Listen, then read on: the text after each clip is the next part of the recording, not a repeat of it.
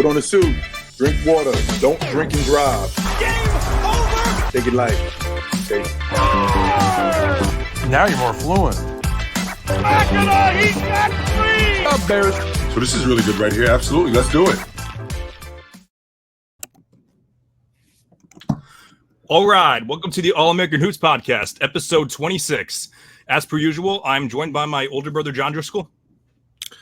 AH, thanks for having me on, man. And my younger brother, Matt Driscoll. Chris, always a pleasure. Today I'm debuting your birthday gift to me, the new mic. I see John has one, and I see Chris, you have one. So maybe on Matt's birthday we can get him one as well. I took mine away so Matt McCann wouldn't feel left out. You know, That's awesome. I'm with you here, Matt. Yeah, it's definitely a great perk to have, but definitely not 100% necessary. But speaking of Matt's, I won't even call Matt a guest because even though this is only a second time on the pod, I probably had more conversations with him the past couple of years about basketball than anyone. So joining us is our family friend, Matt McCann. Thank you, AAH. Thank you, AAH fam. I'm here to prove today that you do not need a mic to know ball. So let's get into it. You definitely do not. Yeah, you don't need. Yeah, definitely don't need proof of that. Given the quality of podcasts that I've heard, not even just the content, but the amount of background stuff that I've heard, you definitely don't need a good sets to do a good pod. So, we have an awesome show ahead of us. Probably the most I've looked forward to one in a while. First of all, obviously, it's going to be great to talk about our Boston Celtics in the finals. But most importantly, I was looking forward to it mainly because we just haven't talked about basketball we haven't watched basketball in like 9 days. So it's very, very exciting that the finals are in 2 days, and it's going to be our Boston Celtics playing in it for the second time in 3 years. So we're looking forward to breaking that down and giving our predictions. And lastly, after we give our very biased breakdown of the NBA Finals, we will be doing a draft of the all-time NBA playoff performers. We'll dive into the details of that when we get closer to it. But for now, we are going to do, as I mentioned, an analysis of the NBA Finals. So the Western Conference fifth seeded Mavericks will be taking on the Eastern Conference first seeded Celtics. There is so much to think about for the series. People look at the records and maybe they'll think, the Celtics won so many more games this year. It should be an easy win for them. Or people look at it on another side and say, oh, the Mavs have the best player in the series, and they also have one of the other best scorers of the series. They should win. But obviously, if you're gonna watch the show with more nuance, watch the game with more nuance. The show, like, we got you covered. We're gonna take as deep a dive into the series as we can, and just talk about how each team should win and what will happen for the team to win. So, Matt McCann, do you want to start off by talking about the finals in general, and maybe just talk about what the Celtics need to do in order to win the NBA Finals? Yeah, totally. I think you said something really good. It's like you could either look at it with like a regular season bias, kind of look at the Celtics just took care of business throughout all of the regular season into the postseason. Or you can look at it as the Mavs are hot right now. They've been hot since the trade deadline, made some big moves. So, I mean, I think it's going to turn into a really big matchup. I don't know if you want to get into it right now, but I have a couple strategies for both teams. I can just get started. So 100%. For the Mavs, I think one of their key things is they're going to have to try and quell Tatum with something, because he's one of the few guys that started off slow and is getting hot, whereas a lot of the other Celtics have kind of been sort of staying even keel and being great. Jaylen Brown's been super consistent. Derek White's been pretty consistent besides a few off nights. But Tatum's really starting to get into his groove. So I think you want to double him at half court. You look at some of the other series that he really hasn't played well in, and it's the Heat series, both conference finals, even this year a little bit, and you look at even the Warriors a little bit. They doubled him early and often, made him make the right play, made him get uncomfortable, got him away from his spots. So I think that's really the key. And then on offense, you got to just run it through Luka and Kyrie. They've been the bread and butter. Everything should run through their pick and roll. Get the bigs involved and just make sure you can get after maybe a hobbled Porzingis. We'll see how he ends up playing, but I don't know. I think that's a really good strategy, like to start off at least entering game one. And then for the Celtics, I think it's very clear you have to target Luka on defense. He's the weak link of a very strong and long defensive team. Whoa. And so you just want to make sure that like he gets tired on the defensive end. You make him work as hard as possible, whether it be with your ball handlers or with your wings, whoever you want attacking him. You just want to make sure he's involved in the defense, and you want to make sure everyone's having to switch off if necessary, just to tire him out. And then you just want to stick to your game plan. You shoot threes, you make threes. Do that. Control the pace, because I got a stat here. In the half court, the Celtics are +8 in offensive rating to the Mavericks relatively, whereas in transition offense, they're -24 in offensive rating in the playoffs so far this year. Mavs have a ridiculous 136 offensive rating in transition. So control the pace, make sure they can't get out, have shooters go back, and just control the tempo. And I think it's a pretty clear path to a 5 or 6 game series win. Yeah, Matt, you made some great points there. That's why we have you on. You come in with the stats and the facts. Just great to hear. I think the main point was you talked about the Mavs transition offense. I didn't realize how unbelievable their transition offense has been in the playoffs, and even realistically all year, but even more so after the trade deadline. Would you say their offensive rating was 136 this playoff in transition? Yeah, it's just insane. They played very good defenses too in the Thunder. The Thunder, I think, probably did the best job on Kyrie and Luka. I think Kyrie averaged like somewhere in the teens. I think it was like 15, and Luka averaged 24 that series. So maybe the Celtics modeling their defensive schemes after the Thunder. Thing is, like, you could say like get the ball out of Luka's hands, but realistically that's just not going to happen. He has the ball for like 40% of the game. So you just have to try to limit him as best as you can.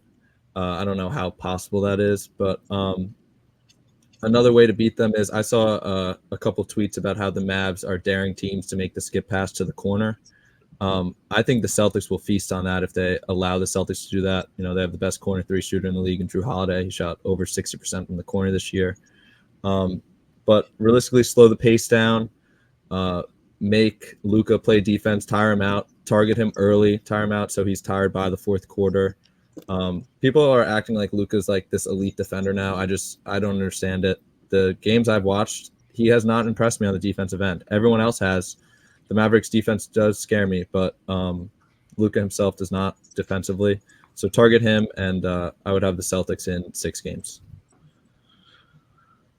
Yeah, you guys made all great points. Everything I really agreed with. I think that was one of the things I wanted to come in and talk about the most was the Mavericks transition offense. I saw a graphic today. Like you mentioned, it was 136, 137 offensive rating. It's absolutely bizarre.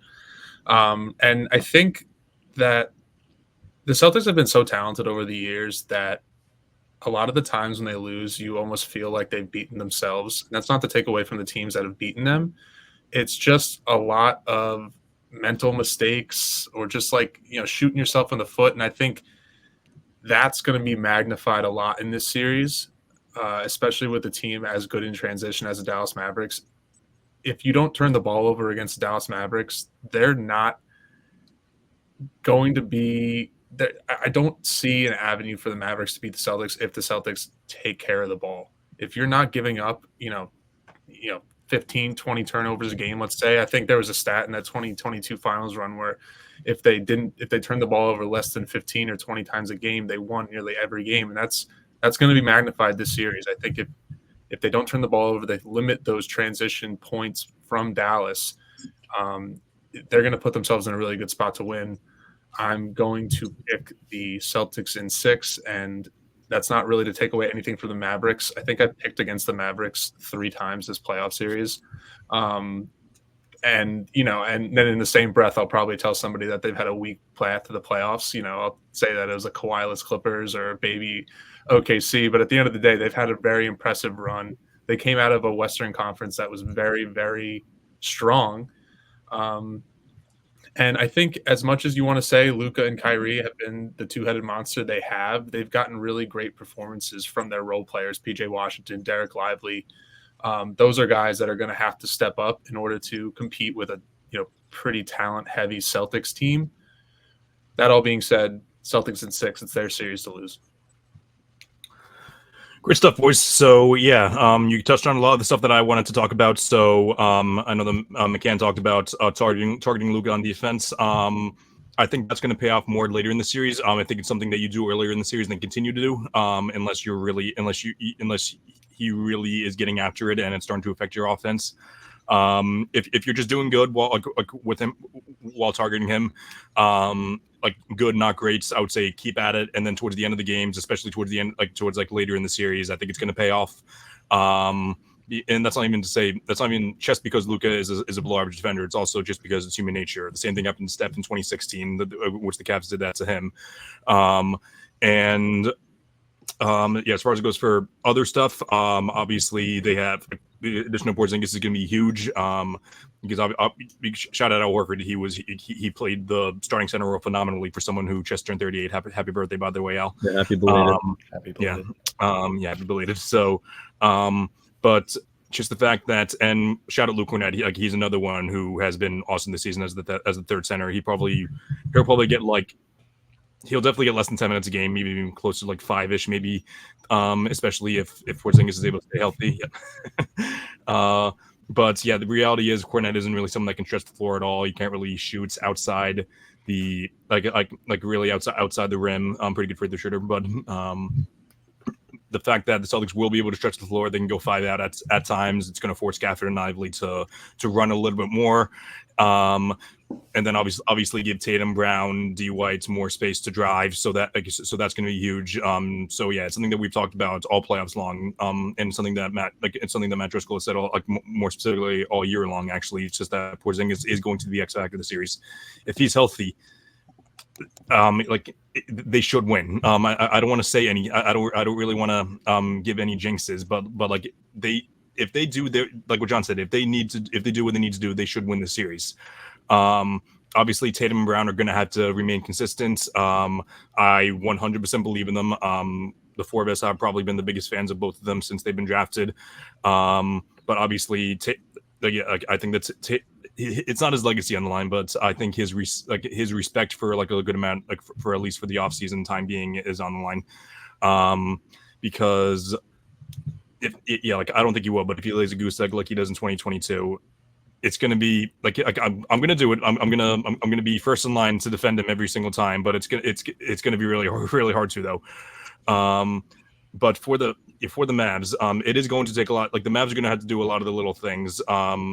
Not even just a lot. They're going to have to do all the little things in order to beat the Celtics. So Luka and Kyrie are both going to have to play up to their standard. Obviously, Luka's going to have to average nearly a 30-point triple-double. Kyrie's going to have to average 20, maybe 23, 24, 25-ish on great efficiency while also playmaking pretty well. And obviously, Gafford and Lively are just going to have to try to take advantage of a potentially hobbled Porzingis and just bully the Celtics on the boards. But I don't think that's Tatum is going to. I think Tatum is one of the better rebounding forwards in the league. So hopefully he continues on with that. And then obviously, it's going to take the Celtics getting cold from three. That's when they lose. It's not even when they get cold from three. It's that when they become an awful 3-point shooting team. So it's that, and then it's also them getting lazy on closeouts, which obviously we don't want to see. And the number one complaint all year long for the Celtics has been when they miss their shots, it feels like the ball stops moving all around, which is the complete opposite of what should happen. So it's the finals. They're locked in. I think they have to remain locked in. If they do that, they should win the series. And for my prediction, finally, today is June 4th.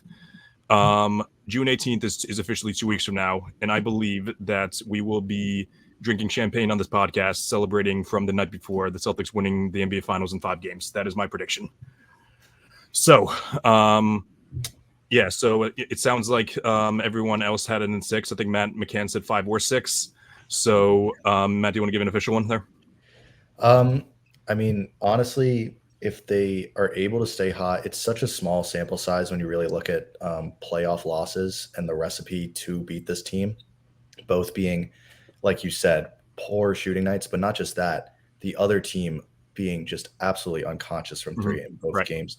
Even you see some of those games in the Pacers series where some role players stepped up and were playing way above their pay grade, and the Celtics still found a way to win. It's really difficult to beat this team, and I think they found a very good formula to not lose those games anymore.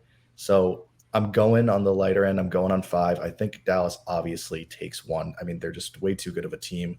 I think what they did in the at the trade deadline to get guys like Gafford and Washington on the two worst teams in the East. They were able to grab those two guys who were just rotting there and completely turn around their careers. They've both been at an awesome level. I did have a few more points that I forgot to bring up for strategy. The one thing, Celtics need to switch on the pick and rolls that Luka and Kyrie are going to be in, because when you look at their starting lineup, at least, not when guys like Pritchard or Hauser come in, but if you just look at the 4 guys that aren't Kristaps Porzingis, you would rather have them guarding Luka, Kyrie, even like a Josh Green or a Jaden Hardy. You want those. You do not want Porzingis, especially on a bad calf, to have to deal with that. So I saw what they did in the one game that Kristaps played Dallas is they would switch before the pick even came. So Kristaps would be on Gafford, or at the time Kristaps was on Lively, and they switched him to Washington and had Drew go up to immediately be a hedge guy because it was just better. So then it just completely blew up the play. Now you got 10 seconds to reset. It's a better formula than trying to have a Rudy Gobert situation where you got Kristaps out at the top of the key trying to not look like a ballet dancer as Luka cooks. So yeah, I'm excited to see our reactions if Porzingis is in drop coverage against Luka or Kyrie all series. The living room will not be excited on this podcast. Offensively, it's a struggle sometimes, but I do believe in Joe Mazzulla as a coach to adjust defensively. I think he did phenomenally against Miami, which I know Miami is a significantly weaker team than Dallas. I think he did a great job against Miami adjusting to their 3-point shooting. He did a pretty good job against Cleveland too. And then outside of game 1, I think he did a pretty solid job making adjustments in game 3 as well. So obviously, coach, I think Jason Kidd is probably Spoelstra is the best coach, but I think Jason Kidd is probably the best coach that they've faced for teams like that are probably like on a more level playing field. But I do believe in Joe Mazzulla to make the proper adjustments that are needed. All right, are we ready for the next segment? Yeah, we all gave our picks. So this is one of the, I think we've done 3 drafts. I want to say we did the All-Star draft, we did the 90s draft, and then John and I did the conference finals draft. So we had another historical draft here. So I'm very, very excited for that. So just to give the rule, like John, Matt, and Matt already know the rules, but I just want to explain them one more time for both them and the viewers. So this is a snake draft. So it basically goes. So Matt McCann will be drafting first. So he'll pick. He'll pick say he'll pick LeBron James first, and then after that it'll go John, then me, and then Matt Driscoll. Then since it's a snake, Matt Driscoll will go 5th. Then I will go 6th. John 7th. Matt McCann 8th. So that's it. So what are we drafting? We are drafting the all-time greats finals performances. So this is strictly based on how a player played in the finals, and we are picking 1 year from those finals. So, for example, I give the example for Matt. If Matt decided to pick LeBron 2013 with his first overall pick, John could not pick LeBron in 2018 with the 2nd overall pick. None of us could pick LeBron with any other pick. So, in shorts, it's based on solely NBA Finals performances individually, and you can only pick one, and only one person can pick one player throughout the entire draft. Does anyone have any questions? Yeah, I think we established that pretty well. But we're not going to set a timer on the board. We don't want to put too much pressure on anyone. But Matt, if you would like to get started with your pick, you can go right ahead. I had like 5 days to decide on mine, so I had plenty of a timer. I will be going with 1993 Michael Jordan. Just a few notes about Michael Jordan. PRA, 41 points, 8.5 rebounds, 6.5 assists, 2 steals and a block. He had 4 games in this series over 40 points, including a 55-point game in Game 4. This was Michael Jordan at the peak of his powers. I mean, 6-0 for a reason. He was great in every series, but this was when he was just absolutely on a different level. They were calling him Black Jesus. I mean, like he was just doing things that no one else had ever seen and has ever seen. That's the highest points per game in a finals win, I believe, in NBA history. So pretty clear first choice. But Yeah, I'm happy that I give you 5 days to decide that pick. Yeah, that would have been pretty tough for you to if I put you on the spot like that. So I've had a couple days to decide, and I've kind of tried to do some mind reading with Matt McCann over the past couple days. I wasn't sure which direction he was going to go in. I figured he knew ball. He was going to go with 93 Jordan. This was tough for me. I think I could go in a number of different directions. It's also tough sometimes when you're looking at final stats and finals appearances. Like some guys had, you could argue, better numbers or better like performances, but they lost. So it's like, how Absolutely. valuable do you really put that? I think you still should put a ton of value on it, but maybe not as much as a win. But with the second overall pick, I'm going to go with 2000 Shaquille O'Neal.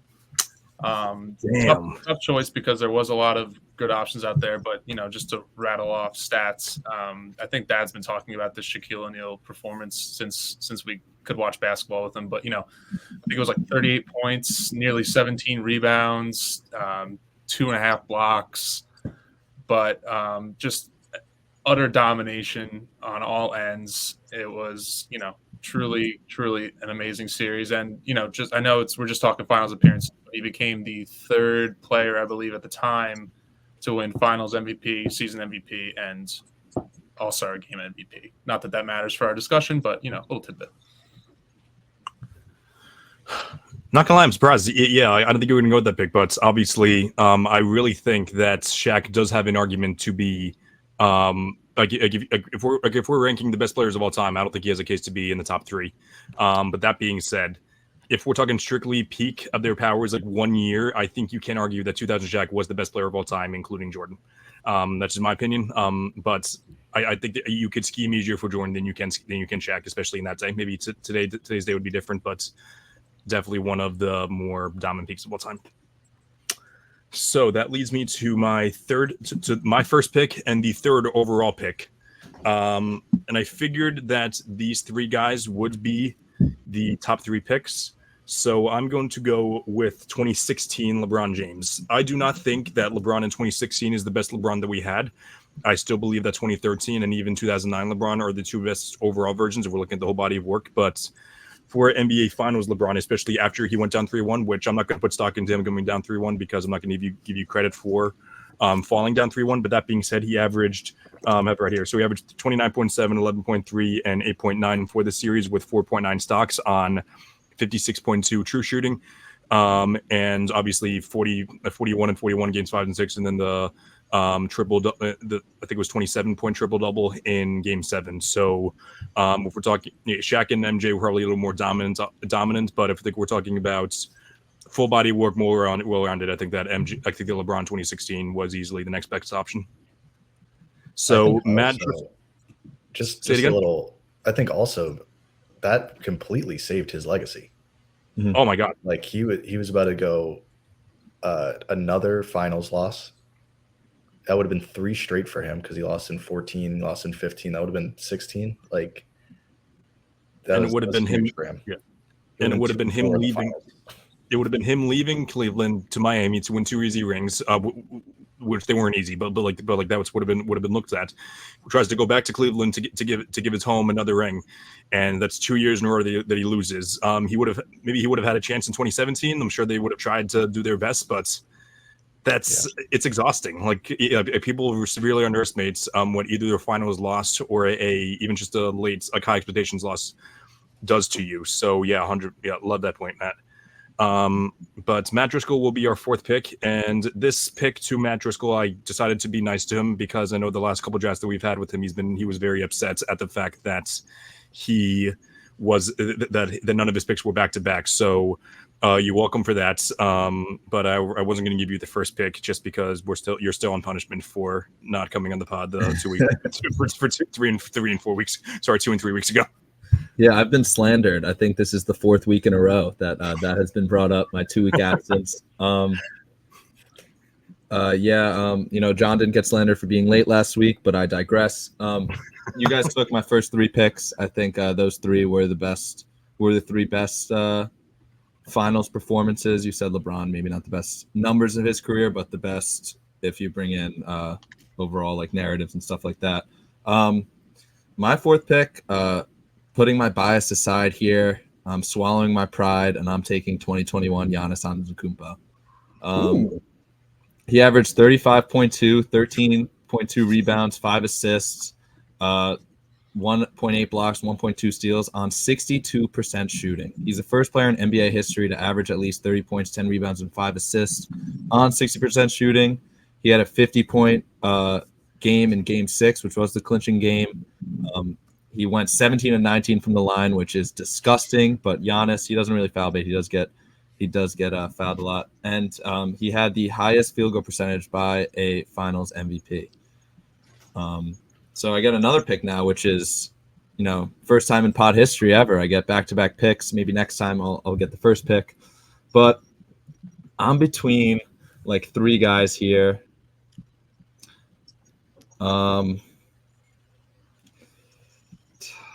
It's tough because, you know what? I'm going to go with 2006 Dwayne Wade. Speaking of foul baiters, Dwayne Wade took a ton of free throws this series, but he had ridiculous numbers. 35 points, 8 rebounds, 4 assists, 3 steals, and a block. He went down 2-0, and then in the final 4 games, he averaged 39.9, 8.3 rebounds, 3.5 assists, 2.5 steals, and 14.5 makes from the free throw line. He came back from 2-0. He had 2 40-point games in the last 4 games of the series. And it's one of the most impressive finals series of all time at just 24 years old. 16 free throw attempts per game, by the way. Yeah, disgusting. That was a lot of free throws. They couldn't guard him, though. Yeah, They could not. they couldn't.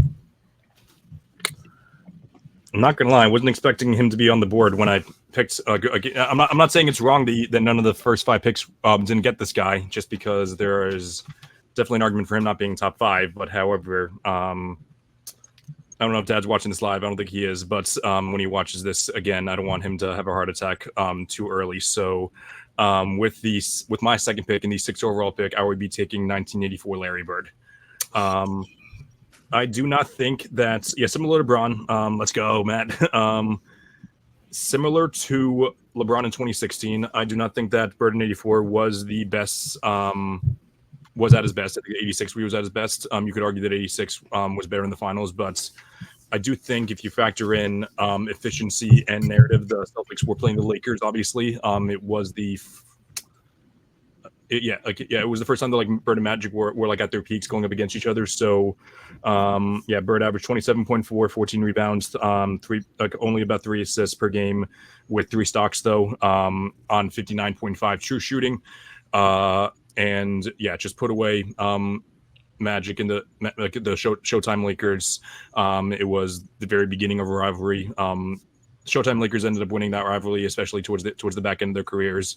But I think I don't think I'm revising history when I say, granted I wasn't alive for this, but I think like a very good chunk of basketball historians would tell you, even though Magic had the better career, if you talk about who was better at their best, Larry Bird was the better player at their best, especially earlier. So John, you have the next pick.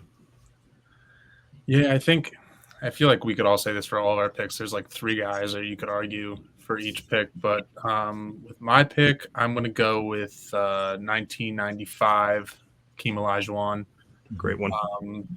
32.8 points per game. I'm reading this off right now. 5.5 assists, 11.5 rebounds per game, 4 stocks. I believe he packed up the Magic in 4.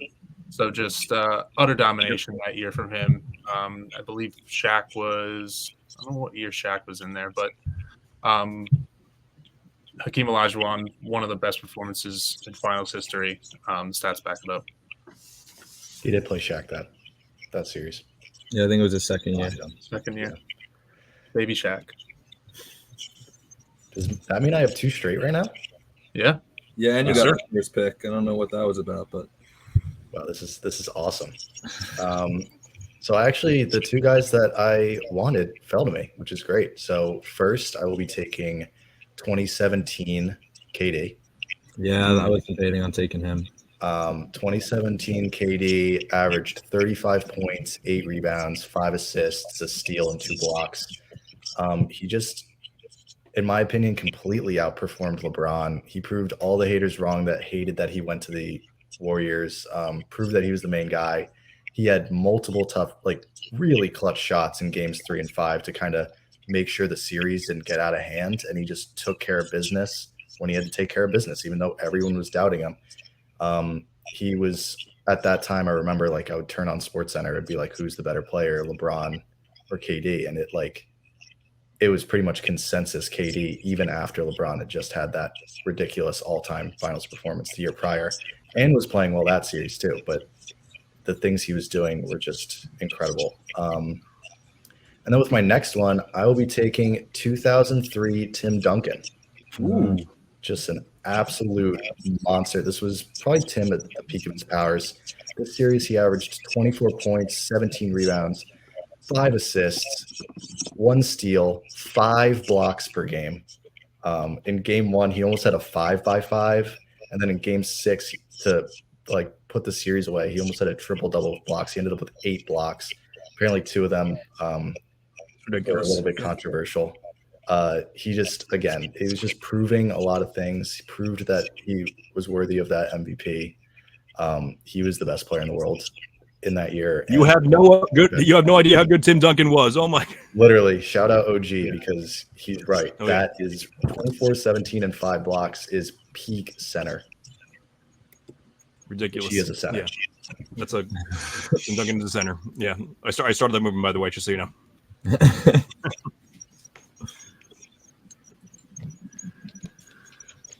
Okay, I am going to.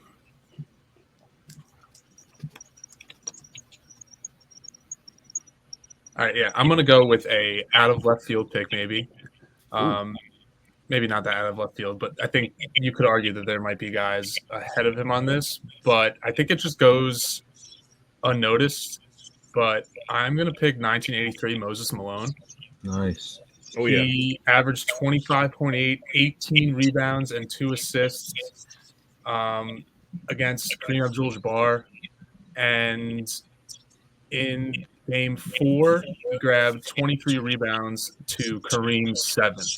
Absolutely dominated him on the glass, and just such an impactful series. And, you know, I always like giving guys like, especially Moses Malone, shout out, because I feel like he flies under the radar.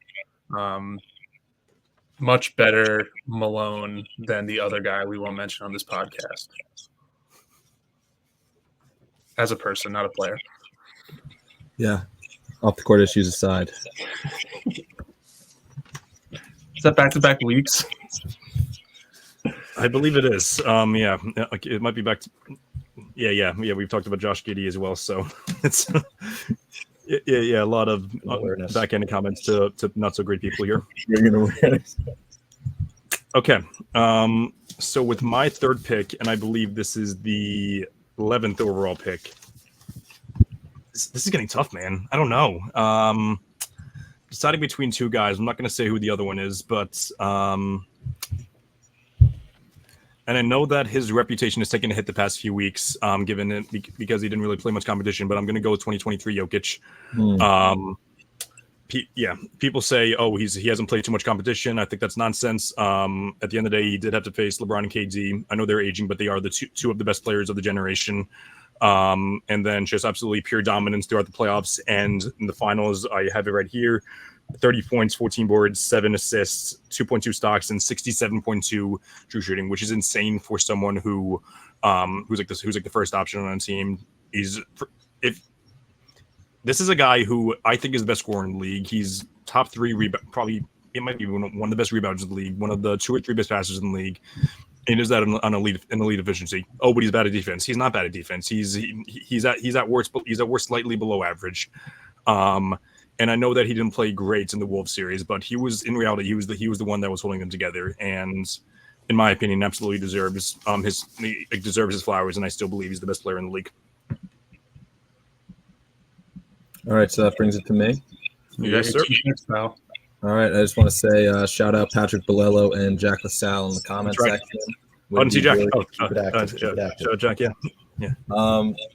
So I have 2 picks here, which is awesome. I am gonna go with 1987 Magic Johnson. Great pick. Yeah, Magic Johnson, 1987, averaged 26.2, 8 boards, and 13 assists. He did it on 54% shooting from the field, 50 from 3, and 96% from the line. Purely dominant performance. It's the most assists from a Finals MVP of all time. And my second pick is going to be, I have a couple of recent picks, but 2019 Kawhi led the Raptors to the first finals, first and only finals in franchise history. He averaged 28.5, 9.8, and 4.2, along with 2 steals and 1.2 blocks. He was a little inefficient, but it's the playoffs. It's going to happen. He was 43%, 36 from 3, and 91 from the line. He was there for a year, and people argue that he's the greatest Raptor in Raptors history. It's great what he did for that franchise, and obviously crazy playoff run, but great finals as well. Awesome pick.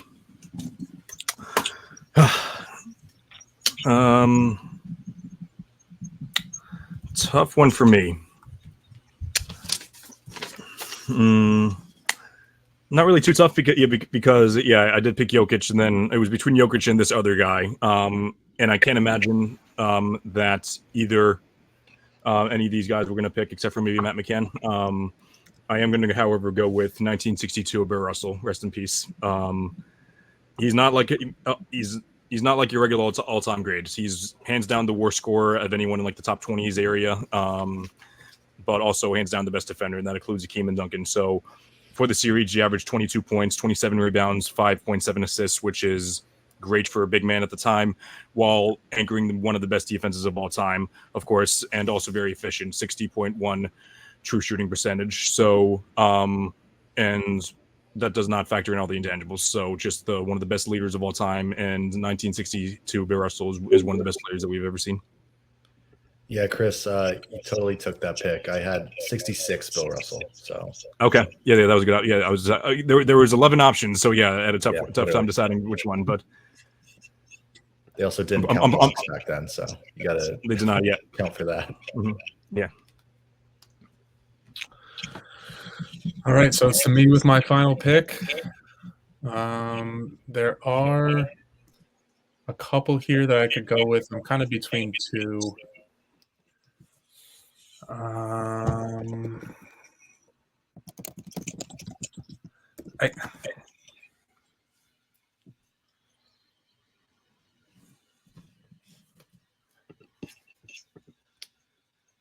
going to go with 1977, rest in peace, Bill Walton. Yes. He averaged 18.5 points, 19 rebounds, and 5.2 assists in 6 games of the 77 finals. I guess there might have been one or 2 other guys I could have went with, but hell of a performance from Bill. Rest in peace. We love Bill Walton. And that game was actually on that game was on the other day, so that was on Sunday. Dad was watching it on Sunday, so fantastic pick there.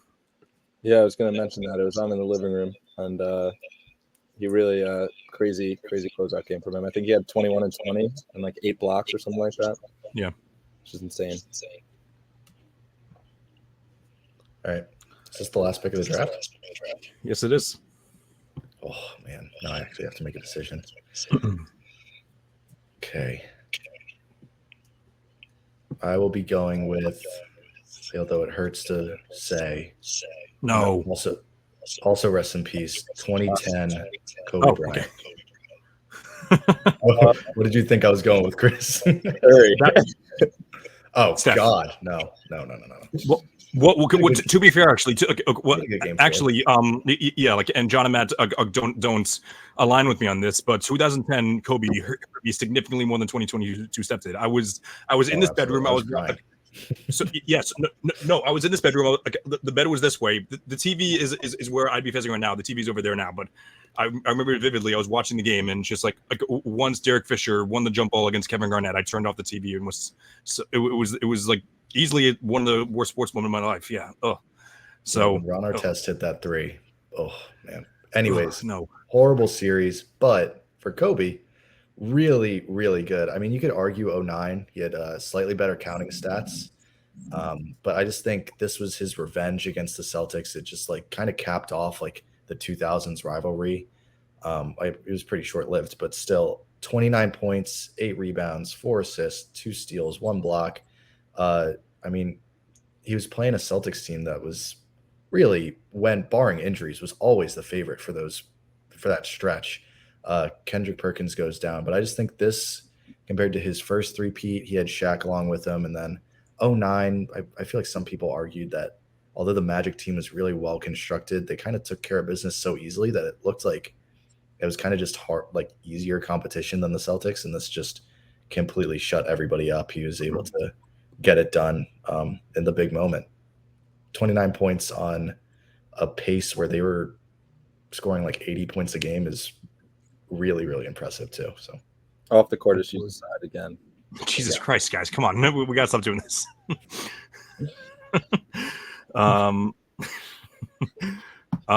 Cool. So yeah, when I was making this list, yeah, I actually did have 2009 over 2010, mainly just because yeah, as great as Kobe was in 2010, I do, and like it shut off a lot of narratives. I do think that 2009 he was more of a clear cut like alpha dog there. He was still an alpha dog in 2010, but 2009 he just like the Magic were kind of afraid of Kobe.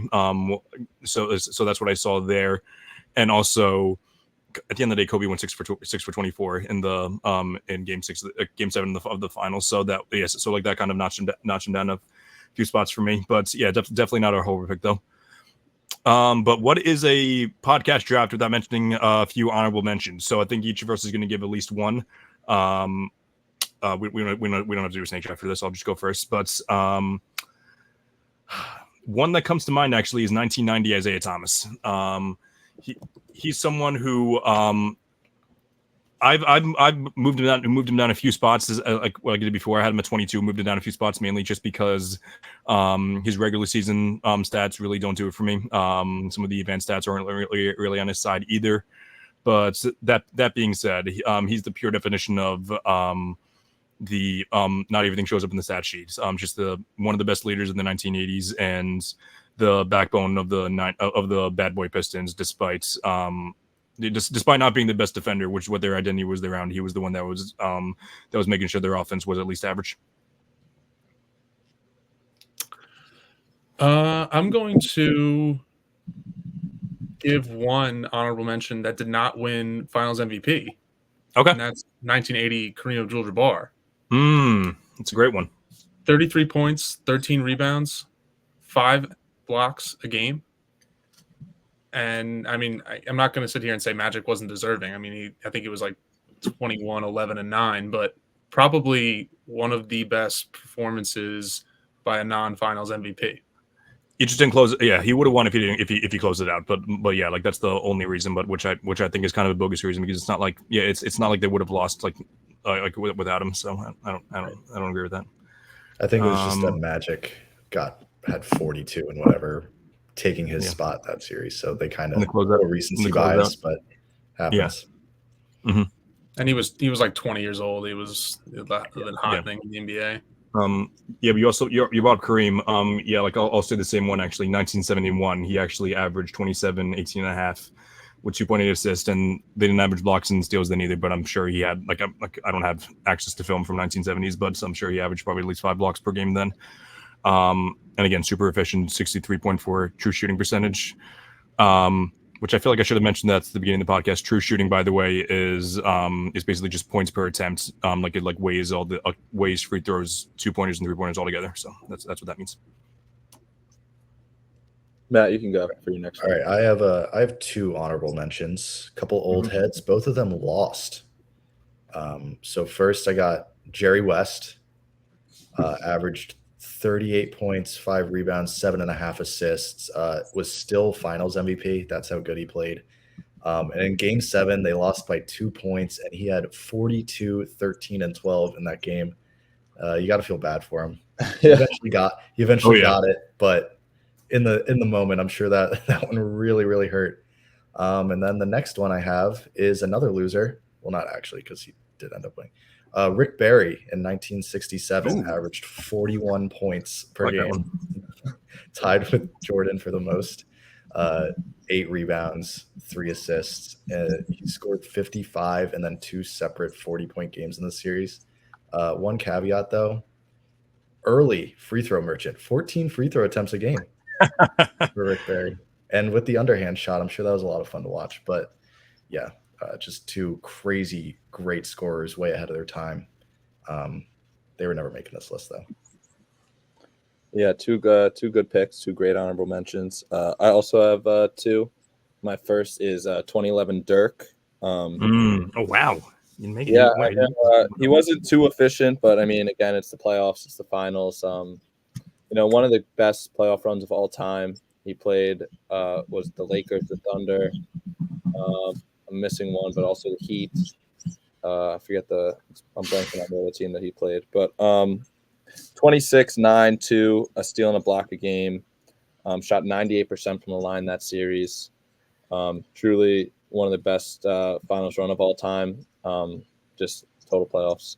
And then my second honorable mention is 2024 Al Horford.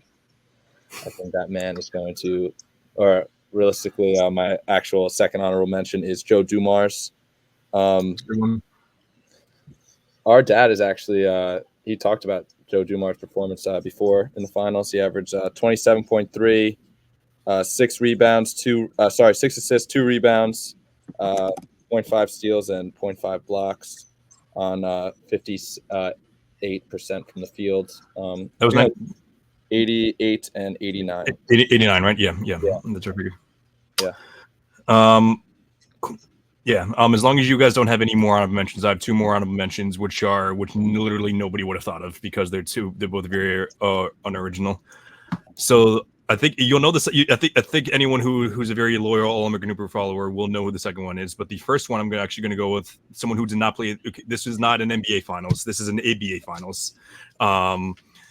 Dr. J averaged 37.7 points per game, 14.2 boards, 5.3 assists, 3 stocks, and 66.1 true shooting percentage. People have their opinions on the ABA, but the reality of the situation is the ABA and the NBA were on par.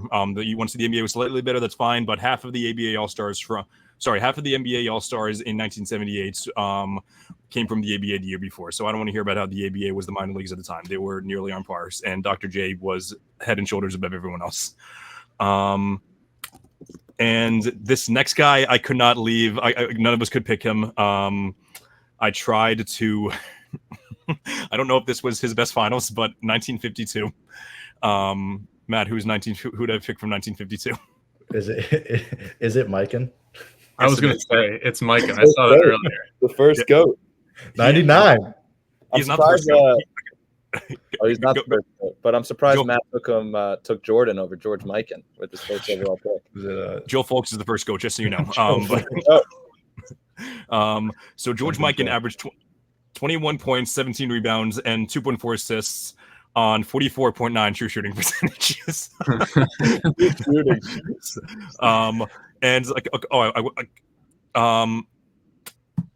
So overall, extremely efficient series, and overall, okay, I actually want to pull up his basketball reference page really quick. Maybe if you guys want to talk about, I have something to talk about. Go. One honorable mention that I kind of just thought of in my head: 1981 Cedric Maxwell, for Boston Celtics, which I was curious. He won with like decent stats, nothing crazy. And I was like, wow, like I always knew that Bird didn't play well in that finals, and he didn't for Bird standards, but he averaged 15, 15, and 7 with 2 steals a game. Like, what? I feel like that should have been enough to win Finals MVP. I don't know. I think that's, but that got to give Cedric Maxwell a shout out. Cedric was the leader on that team. That's why he won it. It's He was true. the heart. And we need Larry at the Garden this finals. I know we won't get it, but we need him there. I'll settle for KG and Paul Pierce sit next to each other. And of course, Donnie Wahlberg as well. And Guy Fieri. Guy Fieri, of course. Maybe Dustin Pedroia as well. McLovin. That's right. My computer is being very slow right now, so very unfortunate. But I just wanted to show you that I did not pick 1952 for a reason. The only reason I picked 1952 was because it was the only other year that they tracked assists. So, because. I do understand why people don't put George Mikan on their list. I really do understand, but I do hope you understand. In the playoffs that year, so it's good. I don't know if he was. Yeah. Hey, real quick, ahead, shout out to Jack LaSalle for the Mets updates in the comments. I really appreciate it. We haven't fired up the game yet, but it's good. Lindor's been hitting the ball well. MD always pulls the not efficient, but it's for the playoffs, and I love it.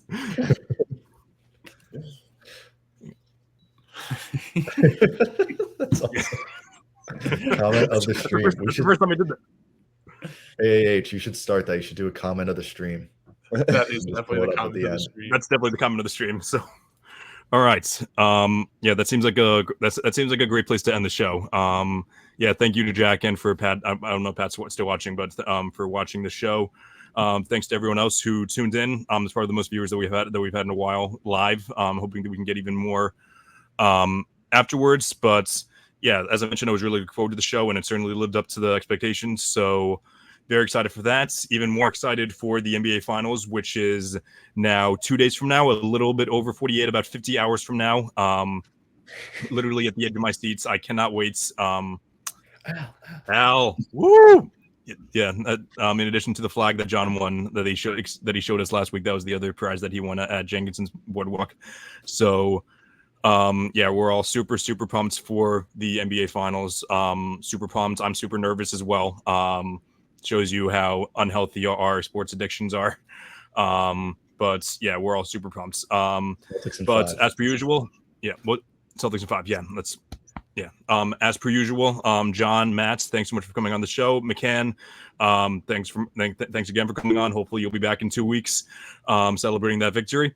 But for now, give a follow to all of my social media platforms. It's All American Hooper on most of them. I am changing my name, however, to Chris Driscoll NBA to show everything. But for now, everything still comes up as All American Hooper, as you can see on the platform down there on Instagram, Twitter, and TikTok.